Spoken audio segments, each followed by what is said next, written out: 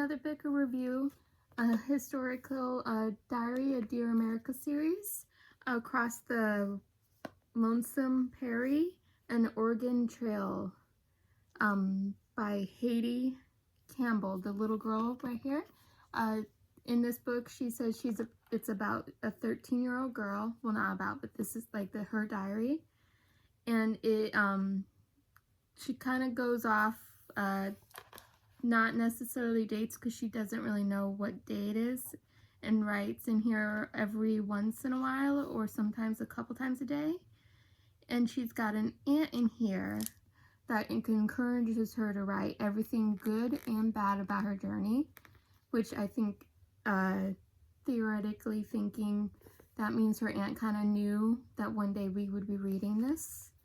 And the back right here is a little glimpse of what it is, and I'll just leave it right there so you could freeze it or screenshot it so you can read it. But what got my interest about this is something called axle oil, and I ended up looking it up. Every time I get one of these books, I freeze it or stop reading and googling whatever they say, just kind of get more education on the subject. And axle grease is what is now today is used for cars, and I guess back then they still had axles on their wagons, so using it basically as a chapstick. She describes it here that it's still really gross. So I just thought that was kind of interesting, that they must have been so desperate and so willing to just get rid of their pain that they would do something like that. And like I said, this girl was only 13, and the things that she saw as a 13-year-old, to me, sometimes would be horrific. She witnessed people drowning. Her aunt June gave birth while crossing a deep river. Animals drowned in the deep rivers when they had to cross them. Something called water. I googled it too. It kind of looks like a parsnip, and they thought they were parsnips and ended up feeding people dinner. And it was a water, a water plant that's very poisonous, and I just completely brain freezed what the actual root was called. So I'll link in description. I'll find it and link in description, and I'll also link this book in the description. And her Aunt June ended up giving birth while crossing one of those deep rivers, which I can't even imagine doing that, and having to help a 13-year-old girl, having to help her aunt deliver a kid while crossing a deep river is just horrific to me. To think these girls who are 13, 14 years old were pretty much considered grown-ups by that age. Speaking of which, two marriages happened on the Oregon Trail. Her best friend during it would have been 14, and she married her another boy, I'm guessing somewhere around the same age, because they don't really specify how old he is. He kind of was a friend group of theirs, and they ended up getting married and having a wedding, full-on wedding on the Oregon Trail. And another little girl who would have been only 14 married a man who was a widow, who was my age, in mid-30s. Can you even imagine that age difference? Because honestly, nowadays that would be called pedophiling. And she married him because she was an orphan, because one of her parents earlier in the book was one of the victims who drowned, and so she had no other options. And the guy was a widower and left got left with like 3 kids. So not only did she marry a man that's more than twice her age, she's now the stepmother of 3 like little kids who was pretty much her own age anyways, which I just think nowadays that would not be acceptable. And they keep mentioning like the Indian attacks but they personally didn't really encounter any. And they also mentioned not riding along with them, but kind of like on the side of them was a group of Mormons who, guessed it, was going to go and settle in Salt Lake City. Guessed it. And then they're on their own way to Oregon, and they kind of try to go and see the other kids because they think they must be lonely because they're the only kids there, but they kind of don't really get accepted and get told to go back to their own. And between that and snake bites and poisonous fruit and vegetables that get grown, more than half of their group posse ends up dying before they even get to Oregon. And then by the end of it is areas that I personally kind of recognize when they're getting closer to the west side, which makes it more enjoyable for me to read because I like hearing like places that I know of how it was back then. Like they go through Yellowstone National State Park 25 years before it became a national park, and was talking about a glacier called Steamboat, which I honestly never even heard of. I had to Google that, and my uncle says that's the old name for Old Faithful, but then my Google researcher says that it's just another glacier that is supposed to go much higher than like any glacier in the world, which to me that kind of sounds like Old Faithful because Old Faithful is a huge, humongous glacier. So I'm kind of going off of what my uncle says and what my own personal knowledge says, and that's like in Wyoming side of the national park, which when I'm reading this and knowing that this is based off before it becomes a national park, it's very homing to me. That's like making me homesick a little bit. And then they go to Bozeman, Idaho, and then go through the Idaho area, which when I go back home, I really want to look around those areas just to see if there's anything more different or anything. And then they transfer to Flagstaff Hill, which personally I'm thinking like Arizona Flagstaff, but it's more it's in Idaho, but it's like kind of like right on the Idaho-Oregon border. And so when they go and cross over the Oregon, and they kind of just stay, they want to go, like kind of the little girl wants to go towards the ocean, but the main guy who's like the leader of the group says like that's another 2-day drive, or not drive but journey. And so they kind of just pretty much find a town right on the opposite side of the Oregon Trail, and they just settle there, build their houses there. And one woman who they keep saying is like the old couple, they must be treated like respectfully because they're so old. And when the girl writes about them, like she says they're only 50, which the fact that they think someone who's barely 50 is old, it just tells you how old time has definitely surpassed that, especially because today we would never consider someone 50 who's like old enough to be a 14-year-old's grandparent. I couldn't even imagine. Like when my mom was 50, I was barely 20s, so there was just no way.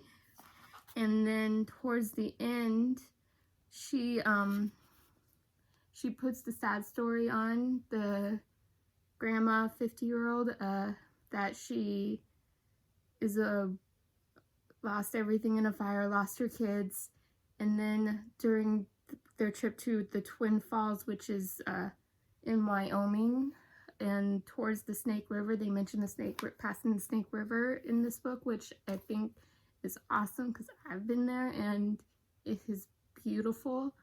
And her husband jumps over the cliff because he wants to go swimming, and the lead guy keeps telling him, no, don't do that.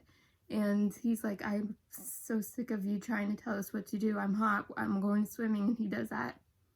Body never found again. I'm saying the leaders of these groups back then knew what they were talking about. I have no idea why you wouldn't listen to them. I don't get it. But anyway, long story short, that woman from the very beginning has been stealing from all the different carriagers. Back then, if you weren't sharing your own products and stealing, and when you're going to go cross a river and their normal thing is like to dump the heavy products, and she's not willing to do that, and she ends up getting herself busted. And after her husband's death, that's when they went and raided her carriage and found, or a wagon, and found all of the missing products that she's been stealing. And all the missing products, of course, got delivered back to the rightful owners, and she pretty much got left with nothing. And when they finally settled in Oregon, she was the last person who got her house built because no one would help her because she's on her own. And during Christmas time, this little girl, she got invited to this little girl's house for Christmas, and the little girl decided enough is enough. She'll just treat her with kindness and forgive, and not forget but forgive. And she ends up giving her back her mother's spoon that she witnessed her steal towards the beginning of the trip. And this trip usually takes about 6 months, they said, which I find very interesting. And then towards the end, it tells you about all the information of how it was. It leaves the diary behind, and it tells you how the trips were in real life pictures, and then this is how they would camp, as they will circle all their wagons around. And then finding, today you would still find graves along the Oregon Trail. And then this is how we said, when the deep water, when they would have to cross deep water.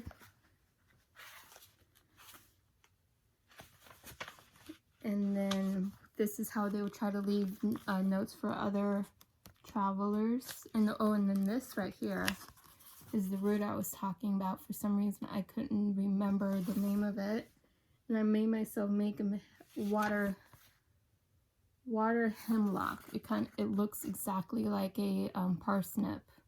It grows in this western civilized, western area of Montana, Wyoming, Idaho, Arizona, California, Utah, Washington area. So be worried about that. That's not what they thought was parsnips, not parsnips. And then this right here, I want to make this. It's pretty much an old-fashioned version of a pancake. I am going to make that one day. Oh, and then they mentioned the Indians or Native Americans on the Oregon Trail, which they don't really mention it in this book, that the only time they would ever come across the Native American in this book is just to trade, and the wives and the women were nice. And then a song.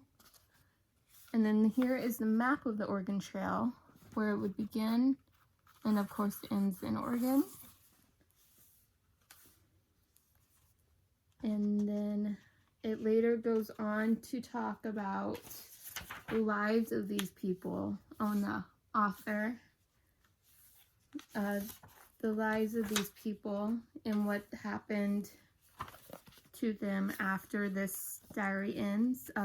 This leading lady, the diary, the previous year, because she keeps talking about finding love and wanting love, and to me, I'm like, you're only 13. Give yourself time. But I guess back then it was a different time, and it becomes a year later that one of her guy best friends and her gets married a year after they settle in Oregon. Which I'm like, you're only 14. What are you doing? But then again, 1847. I think there's a law back there that I've seen a TV show where you could get married, a girl could get married as young as 10 years old with parental consent, of course, but still, that's quite young. And then also, it goes, and tells you about the people, their lives of after this diary. The mother, or the Aunt June, whose daughter got birthed on the Oregon Trail,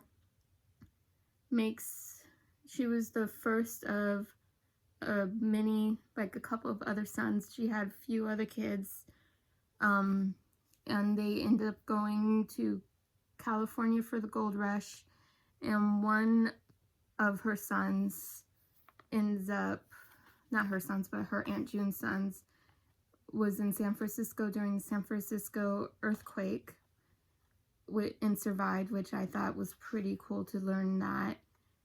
And a lot of them went into mining, and of course to California with the gold rush. And that is pretty much it, what this offers in here.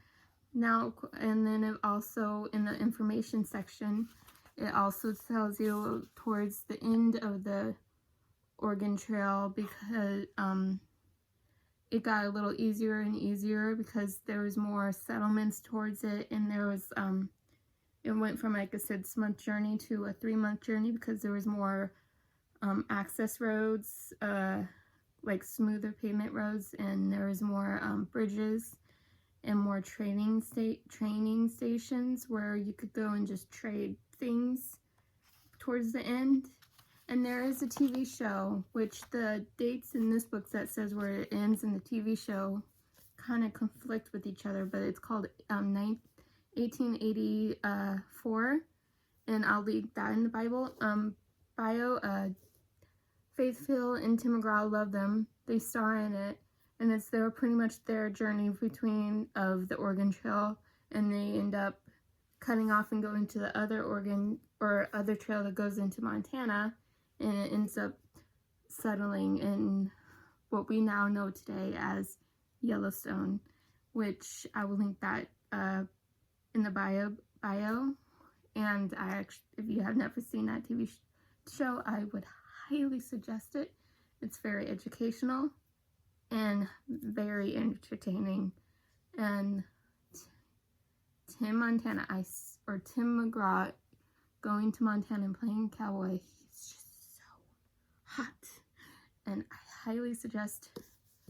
I will also link this in the bio, and other areas where websites that you could learn about the Oregon Trail, and I highly suggest to learn about the Oregon Trail because that is one massive piece of American history that should be taught to our kids. Until next time, bye.